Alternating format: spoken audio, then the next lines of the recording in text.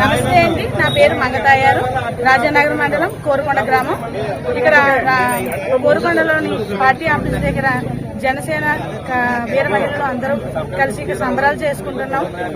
బత్తుల బలరామకృష్ణ గారికి టికెట్ రావడం వల్ల మాకు చాలా ఆనందం ఇచ్చింది.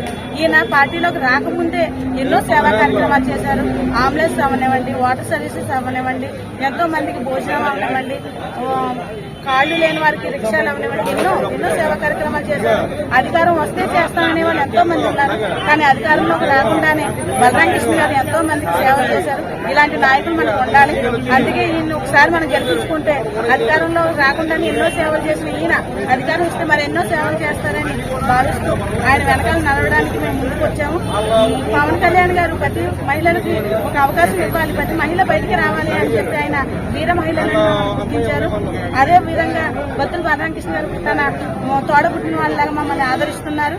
కాబట్టి ఈ పార్టీని బలోపేతం చేయాలని మరింత కృషి చేస్తామని, దీని ప్రజల్లోకి మరింత ముందుకు తీసుకెళ్తామని మేము ఆశిస్తున్నాం. జై జనసేన.